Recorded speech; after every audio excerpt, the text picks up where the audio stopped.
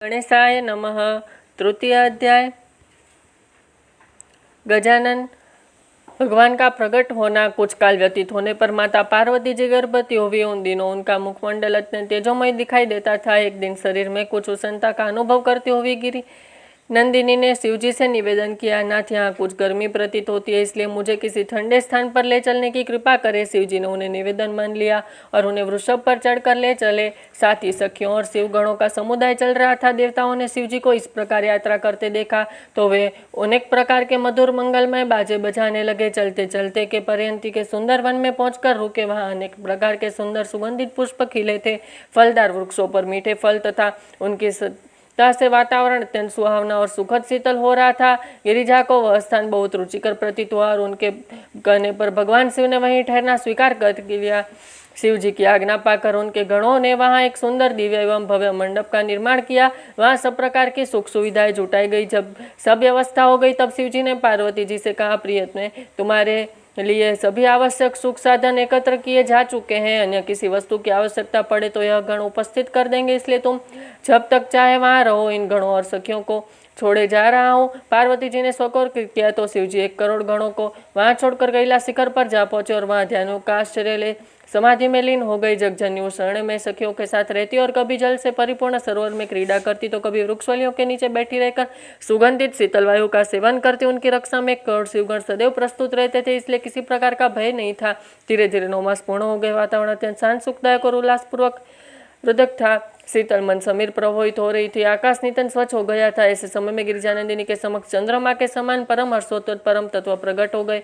वे स्वयं साक्षात भगवान गणेश ही थे। अत्यंत तेजस्वी और सुंदर मुखारविंद फलो पृथ्वी पदम के समान विशाल नेत्र, दिव्य किरीट युक्त मस्तक, प्रवाल की आभा का तिरका करने वाले अरुण अटोरस, कानों में सुंदर कुंडल, 4 भुजाओं में परशुमाला, मोदक और कमल, कंठ में मुक्तमाला और कटी में करधनी थी। चरणों में ध्वज, अंकुश और कमल के चिन्ह बने थे। उस पूजा पूजे चतुर्भुज रूप को देखकर पार्वती जी ने आज्ञा की कान कांपने लगी। फिर कुछ संयत होकर उन्होंने पूछा, आप कौन है? अपना परिचय देने की कृपा करे। तेजोमय तत्व ने कहा, माता मैं वही जो का पुनः दर्शन किया आपने कामना की थी और मैंने द्वापर में प्रकट होने का वचन दिया था। जगत के सर्ग पालन और लय का करता एवं समस्त ब्राह्मण और अधीश्वर गणेश मैं ही हूँ। गणेश्वर, जगतपति, मयूरेश, विनायक, गजानन आदि मेरे ही नाम है। मैंने ही तेजस्वी ब्राह्मण के रूप में सिंदूरासुर से आपको बचाया था। मैंने त्रेतायुग में असुरज उग्रसेन का वध किया था। अब इस द्वापर में मैं पुनः आपके पुत्र रूप में प्रकट हुआ हूँ। इस अवतार में सिंदूर को मारकर तीनों लोक का भय दूर करूंगा। अब मेरा नाम गजानन होगा। देवाधिपति विनायक मयूरेश की पहचान कर गिरिजा आसक्ति एवं प्रसन्न हुई। उनके प्रणाम कर हाथ जोड़े भक्तिभाव से स्तवन करने लगी। भक्त प्रियम निराकारम साकारम गुण भेदम नज्ञामि स्थूल तरम विभुम, जो भक्ति प्रिय निराकार किंतु गुण पर से साकार हो जाते हैं, उन्नति स्थल अणुओं से भी अत्यंत सूक्ष्म और व्यापक परमात्मा गणेश्वर को मैं नमस्कार करती हूँ। हे नाथ, आप अव्यक्त होते हुए भी भक्तों की कृपा करने के लिए ही व्यक्त होते हैं। आप इस तत्व, रज और तम तीनों के आधार हैं। आप ही माया के आश्चर्य स्थान, सब मायाओं का जानने वाले, सर्वसमर्थ तथा सभी के अंतर में निवास करने वाले परात्पर ब्रह्म है। मेरा परम सौभाग्य है कि आप मेरे पुत्र रूप में प्रकट हुए हैं, किंतु प्रभु ऐसी कृपा अवश्य कीजिए कि अब कभी मेरे आपका वियोग न हो। अपने पुत्र से पार्वती को भयभीत होना माता के द्वारा की हुई स्तुति सुनकर भगवान ने अपना वह रूप छिपा लिया और चतुर्भुज शिशु रूप में हो गए।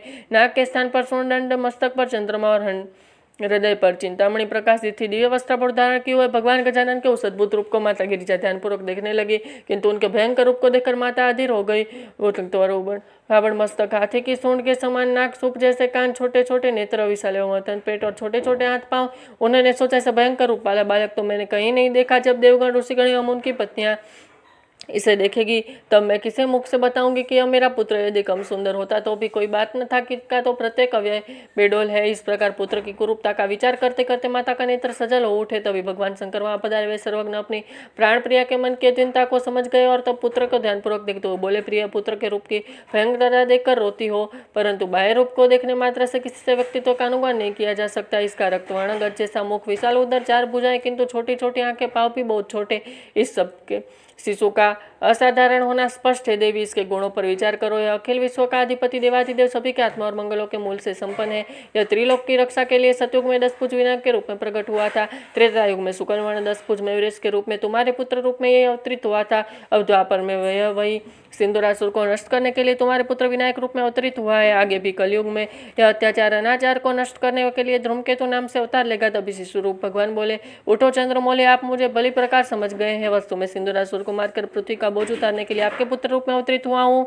मैं समस्त विश्व को संतुष्ट करूंगा। समस्त वैदिक कर्मों को प्रारंभ हो जाएंगे तथा मैं सभी भक्तों की अभिलाषाएं पूर्ण करता हुआ राजा वैराग्य का ज्ञान और वरदान प्रदान करूंगा। वह राजा मेरे परम भक्त होंगे। देव ब्राह्मण एवं अतिथि पूजा का पंचोदत पुराण श्रवण में मति वाला। उसकी सुंदर साध्वी प्रतिपणा पत्नी का नाम पुष्पिका है।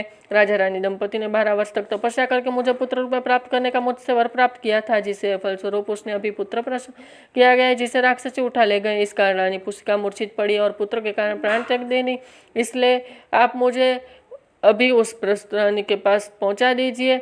राजा वर्ण ने गजानन को नंदी द्वारा पहुंचाना यह सुनकर भगवान शंकर ने गजानन भगवान का विविध उपचारों से पूजन किया और फिर नंदी को आज्ञा दी, वत्स तुम एक कार्य बहुत ही सावधानी से संपन्न करना है। मैं इस पति नगरी में वेण नामक धर्माज्ञ राजा राज्य करते हैं। उसकी साध्वी रानी पुष्पिका ने अभी एक पुत्र प्रसव किया था, जिसे कोई राक्षसी उठा ले गई। वह रानी अभी मूर्छित पड़ी है। तुम तुरंत ही पार्वती के इस नवजात शिशु को वहां ले जाओ और मूर्छित रानी के पास लिटा कर लौटाओ।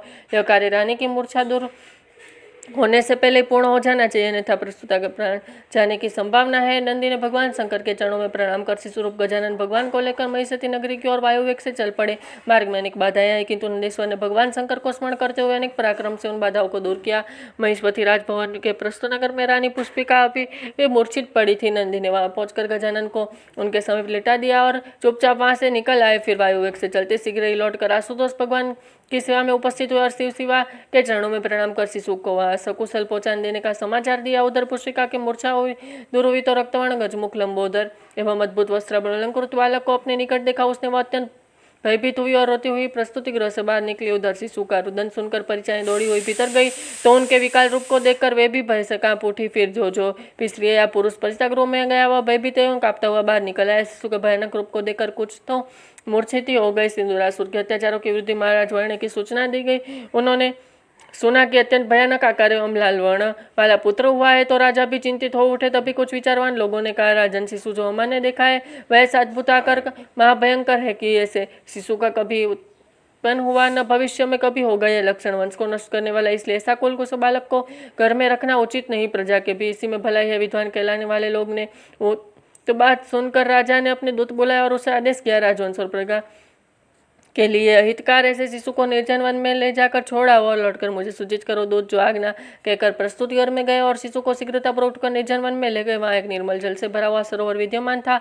उस स्थान पर कोई मनुष्य नहीं पहुंच सकता था। हिंसक पशु भी जल पीने के लिए वहां आते और वृक्षों की छांव में विश्राम करते रहते। दूत ने शिशु को उस सरोवर के तट पर रखा और शीघ्रता से लौटकर राजा की सेवा में उपस्थित हुआ। उसने राजा को प्रणाम कर कहा, महाराज, मैंने अपनी आज्ञा पूर्वक भयंकर शिशु को हिंसक जीवों से युक्त अरण्य में सरोवर तट पर रख दिया, जहाँ वह व्याघादि हिंसक जंतुओं का आहार बन जाएगा। राजा वर्ण ने खीन हृदय से दूत का कथन सुना और चुप बैठ गए। उसके मन में निर्दोष अबूझ शिशु का परित्याग की पीड़ा कसक रही थी, किंतु जनमत को स्वीकार करना कर्तव्य समझकर वे मौन थे।